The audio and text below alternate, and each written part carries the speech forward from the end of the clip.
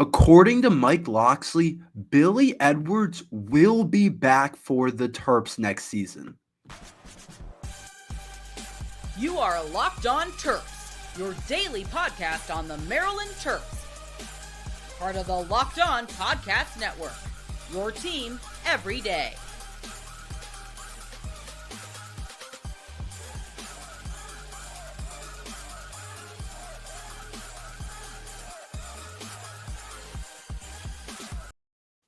What's up, everyone? I'm Tre Moore, host of Locked On Terps, part of the Locked On Podcast Network, your team every day. So thank you for making us part of your day. And today's episode is brought to you by FanDuel. You can start the season with a big return on FanDuel. New customers can place a $5 bet, and you'll get started with $150 in bonus bets if your first $5 bet wins. So just visit FanDuel.com to get started. I'm also doing work at InsideBlackandGold.net, so make sure you guys go over to InsideBlackandGold.net for all your latest Terps news.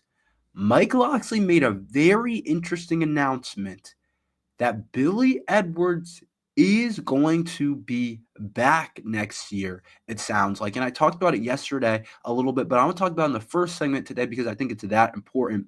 It's the quarterback of our football team. And the way Mike Locksley was talking about it is he was excited to get Billy back. Now, we got to differentiate coach talk from what he's actually thinking. But the fact that he's talking about Billy being back next year and what he can do as a player and how he's the starting quarterback is a very interesting kind of statement. And there's so many different things to attack from that perspective. Let's just start with Billy Edwards. I'll say this. Billy Edwards has had a very up and down year. Very up and down year. When I think of an up and down year as a quarterback, I would think of what Billy Edwards is doing this season for Maryland football. It has not been all bad, but it has not all been good either. He's had some really big time games and he's had some really high level types of throws and plays and different things, but he's had a lot of low moments, especially recently. And overall, I'd probably grade him at about a B minus this year, just considering that we also have a terrible offensive line. We also have no run game. We also can't pass protect. So it's hard for me to judge him hard.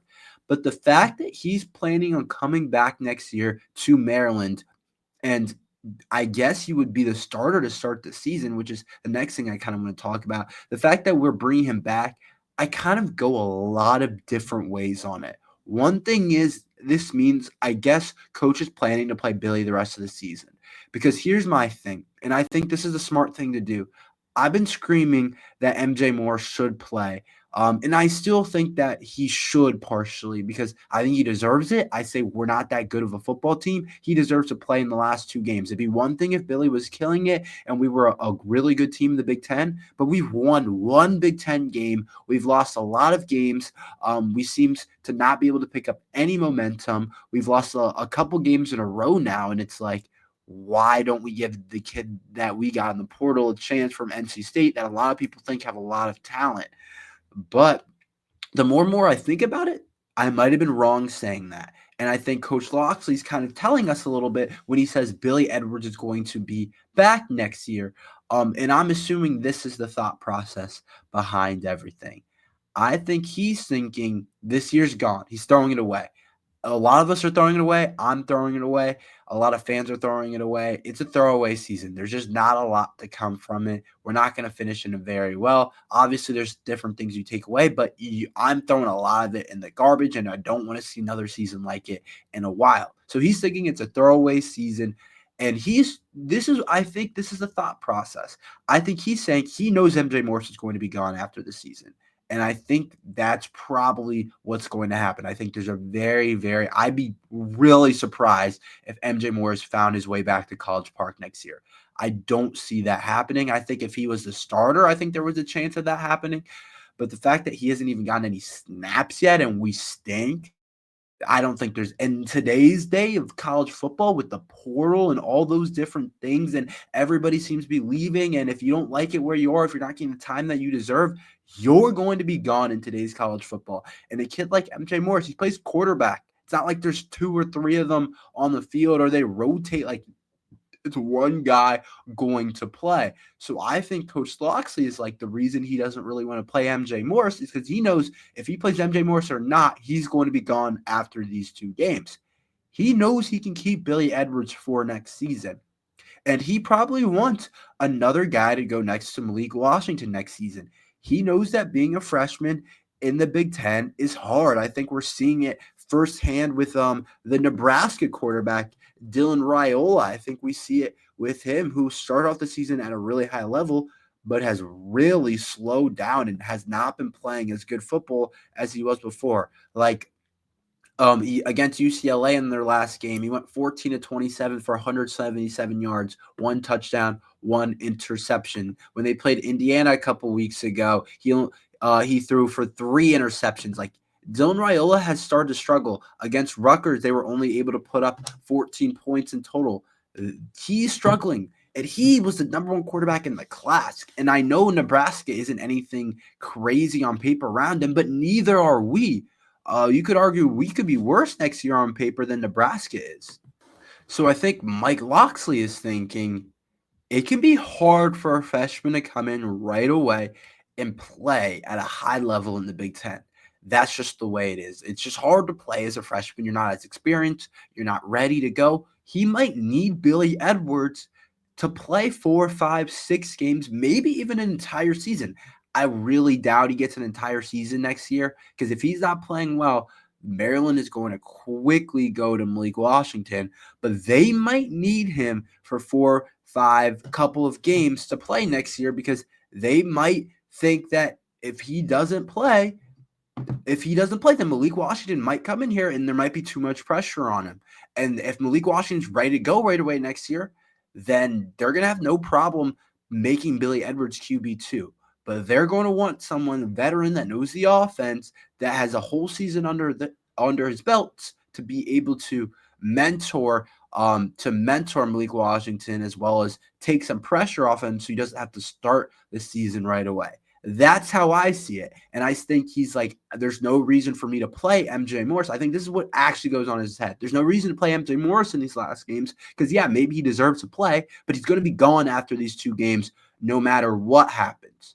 That's kind of how I'm thinking about it, and that's how I think Coach Locksley is thinking about it, and I think that's the reason why we haven't seen MJ Morris. I think he got too deep in with Billy Edwards, where it was too late to play MJ Morris because he knew he was going to lose him anyway next year, and you don't want to play someone that you know you're going to lose next year because how does that help the program? It doesn't.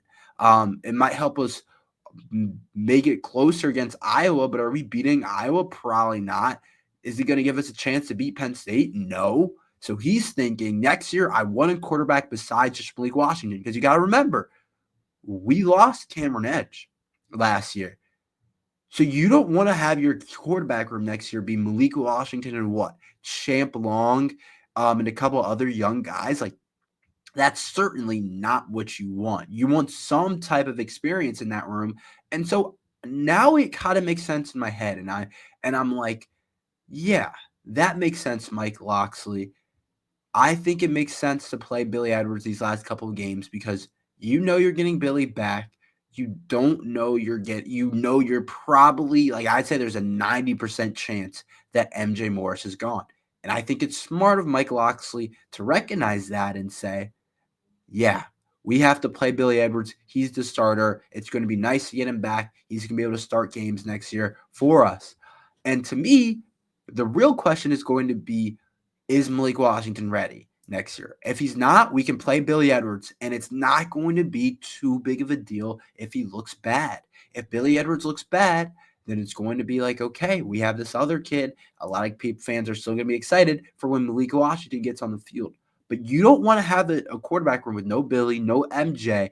And so you're looking at Malik and saying, you got to start, even though our offensive line isn't good, even though our weapons are nowhere near as good as they were last year. You know what I mean? That's kind of how I see it. And I think that's how Mike Locksley sees it. He wants to be careful with Malik Washington. It's kind of like when they talk about a young quarterback in the NFL. You want to be careful. You don't want to mess that guy up. You don't want to get rid of his confidence. Like imagine we throw Malik Washington out there in the first couple of weeks and we play someone pretty good and he gets banged up, he gets hurt, or he gets sacked too much, or he's missing throws because he doesn't know the offense, or whatever the case is, and he loses confidence. That can be a problem when a player loses their confidence. And so I think that it's a smart move by Mike Locksley actually to continue to play Billy. It might kind of suck as fans, and we're like, what was the point of recruiting MJ Morse? But I think at this point in the season, MJ Morse is going to be gone no matter what. So he's like, we got to just ride with Billy because we're going to need a quarterback to be back next season. Maryland basketball won big last night and made a key lineup change. Talk about that after this ad from Mint Mobile. I love a great deal as much as the next guy, but I'm not going to crawl through a bed of hot coals just to save a few bucks. It has to be easy, no hoops, no BS. So when Mint Mobile said it was easy to get wireless for $15 a month with the purchase of a 3-month plan, I called them on it. Turns out it really is that easy to get wireless for $15 a month. The longest part of the process, that was the time I spend on hold waiting to break up with my provider. To get started, go to mintmobile.com/lockedoncollege. There you'll see that right now all 3-month plan are only $15 a month, including the unlimited plan. All plans come with high-speed data and unlimited talk and text delivered on the nation's largest 5G network. You can use your own phone with any Mint Mobile plan and bring your phone number along with all your existing contacts. Find out how easy it is to switch to Mint Mobile and get a 3-month premium wireless service for $15 a month. To get the new customer offer and your new 3-month premium wireless plan for just $15 a month, go to mintmobile.com/lockedoncollege. That's mintmobile.com/lockedoncollege. Cut your wireless bill to $15 a month at mintmobile.com/lockedoncollege. $45 upfront payment required. New customers on the first 3-month plan only. Speed slower above 40 GB on unlimited plan. Additional taxes and fees and restrictions apply. See Mint Mobile for details. I don't know if you guys got to see Maryland basketball last night, but they absolutely dominated their game against Canisius. There's not too much to take away, except there is one key thing that I want to talk about with this game. But Maryland ended up winning the game 37-108. Canisius is terrible. So in terms of the actual basketball, there's not a lot to say for this game. But there was a lot of interesting things that I think I was watching that I took away from this game. Probably more than I probably thought would happen from this Canisius game. There's a lot of different things that I thought were important when talking about this game against Canisius. And one of the things is the lineup switch. Credit to Kevin Willard for making this switch because I think it's absolutely the right move. And I think we would have been doing a disservice to our team not to make this move. He added Rodney Rice into the starting lineup for Deshaun Harris-Smith, which I think totally makes sense.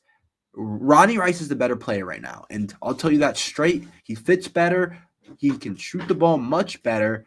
He has a much higher offensive level game. Like, there are nights where Rodney Rice is going to be our best offensive player, and I don't think that could happen with Deshaun Harris-Smith. Now, they were getting away with it for a little bit, and I thought maybe they just keep Rodney Rice coming off the bench because they like his scoring off the bench, and it's a way to keep Deshaun Harris-Smith's confidence up while Rodney Rice still can play more minutes than Deshaun and play starter minutes. But they ended up going with this new lineup, which I think makes sense. Let's not play around here. Deshaun Harris-Smith has just been a little disappointing. I think after he missed those free throws against Marquette, that would have given us a chance to tie the game and everything. I just think that we look at Deshaun and say he does a lot of things well, but just offensively, he's a little bit limited, and it really makes it hard when you want to run this too big lineup you want to run Julian Reese and Derek Queen together, and it makes it really hard to do that when you have a guy like Deshaun Harris-Smith that doesn't space the floor as well as you really want, because it makes it easier to double, and he's not making shots as much, and they're not worried much about him as a three-point shooter, as well as he's just limited offensively in terms of his shooting, his free throw percentage, his 3-point shooting. So it's hard to get him going. And I know he puts a ton of work on it, so I don't want to talk about it too much. But the fact Rodney Rice is just more complete right now offensively, and we saw it. The starting lineup's super balanced when Rice is in there. All five guys were in double figures. And I think that when I look at this team, I think we have a really solid starting five that can compete with anybody in the Big Ten. Like, I saw a team where we don't know who's going off. Remember against Marquette, it was it was Queen and Jacoby Gillespie who went off. They were actually the two lowest scoring guys in our starting lineup last night. Queen had 10, went 4-6 from the field, 2-2 from the free throw line, 5 rebounds or 6 rebounds, 1 offensive rebound as well. So he had a solid game. Jacoby Gillespie only had 10, didn't shoot the ball particularly well from the 3-point line. But then it's Julian Reese who has 20 points and 12 rebounds overall with 4 offensive rebounds. And it's Selton Miguel who goes for 15 points. Like, it's Rodney Rice who makes 3 threes and ends with 13 points. There's just much more balance on the team in the starting lineup when Rodney Rice gets in there, because you have 3 guards that can all shoot the ball with Selton Miguel, who didn't shoot awesome for 3, went 2 of 8, chucked a lot of shots up. Jacoby Gillespie and Rodney Rice. You have just 3 guys that can score the ball, and then you have 2 big men that are 2 of the best bigs in the Big Ten.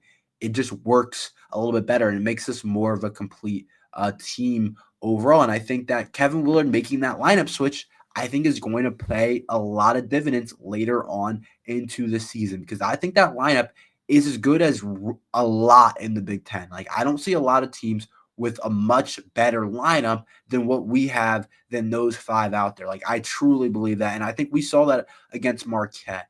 And if you need to adjust, then you can throw Deshaun in there, and you can take out Queen or Reese, whatever you have to do if you have to go for round 1. I was also really impressed by Malachi Palmer. The freshman went 2 of 6 from the 3-point line, looked confident in shooting the ball, 3 of 8 from the field, played 24 minutes, which was good for second most on the team next to Rodney Rice. I'm not sure Malachi Palmer shouldn't be in the rotation. I'm not sure he's not a guy that should be playing a little bit. I think he's pretty good.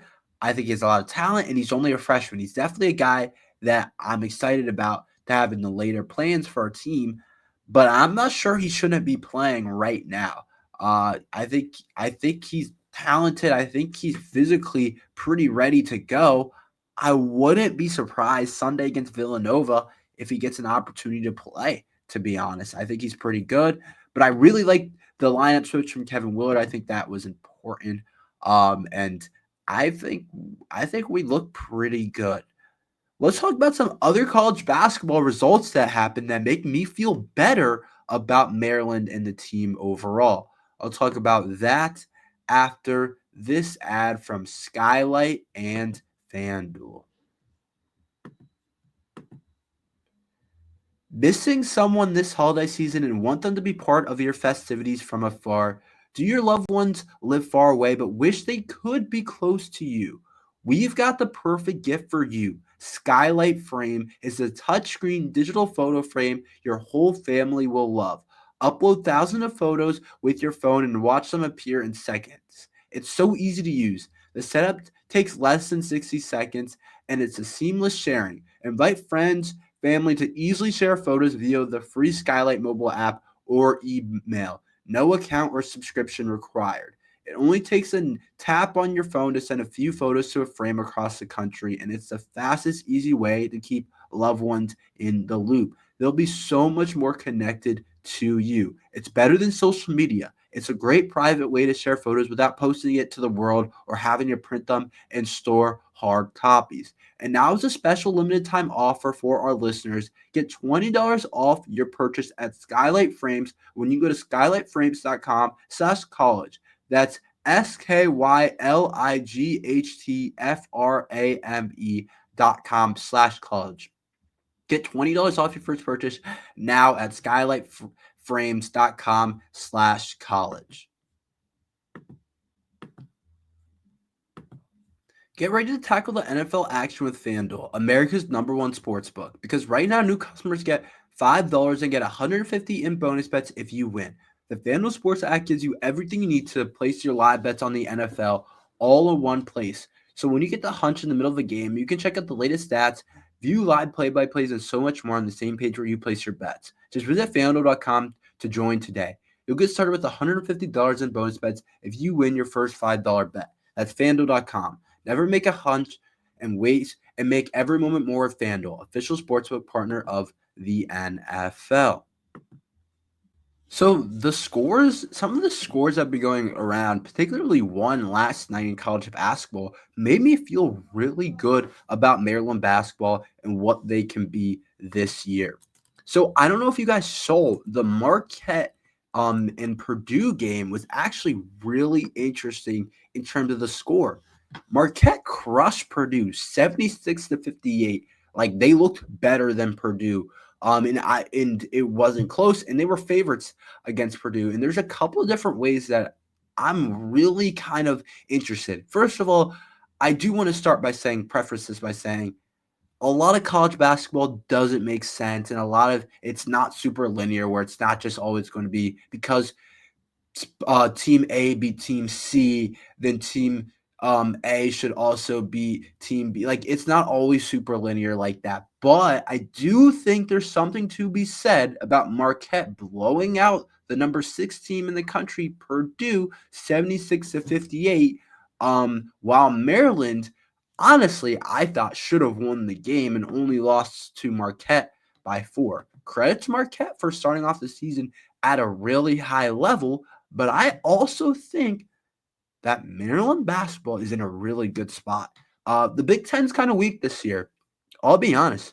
There's not a ton of great teams in the Big Ten this year. Like there's some of your like classic good teams, but there's not a lot of teams that I'm necessarily like big on this year in the Big Ten. Like okay, Purdue is decent, but they just got slapped by Marquette, a team that we should have beat. They did beat Alabama, which is another reason why I say it's even more impressive that Marquette was able to kill them because Purdue beat an Alabama team.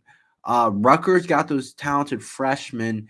Wisconsin's always pretty good. Like there's some Michigan State's always good. There's some good teams, but I'm not overly worried about the Big Ten this year. I think Maryland has a really good shot at winning it.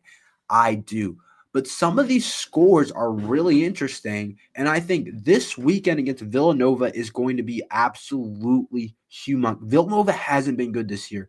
Villanova has lost a bunch of games that they should not have lost. I have to pull it up, but they have some bad upsets so far this season. They did just beat Penn pretty good, but they lost to Virginia. They also lost to St. Joseph's, and they lost to Columbia. They lost to Columbia by 10, lost to St. Joseph's by 9, or excuse me, by 7, and then they lost to UVA by 10. Like this Villanova team is like on the brink of like out. Like they're gonna have to do something crazy to make the tournament and Big East play. They haven't been good, so I want to see can Maryland not play down to them and beat this Villanova team that clearly a lot of people thought were going to be better than what they actually are. I think Maryland has a good chance at doing that, and I don't see why we wouldn't be able to do that against a Villanova team that I don't think is that special this year. So I want to see the Terps do that on Sunday, but looking at these results, looking at what I actually watched some of the Purdue Marquette game, and I said, Purdue is ranked 6th in the country, but this is a game Maryland can win. I think Maryland gets Purdue at home, if I remember correctly, and I don't see why we can't win that game. I see no reason why. So I really believe Maryland has a top 25 roster. It might take a little bit to really come into fruition, but after watching some of these results, I'm like, Maryland basketball is in a good spot to do some damage this year and do some really high-level stuff overall, and potentially win the Big Ten. That's all we have for today. Thank you for listening to Locked on Terps. Make sure you like and subscribe. We're here every day talking Maryland football and basketball. So thank you for listening to Locked on Terps.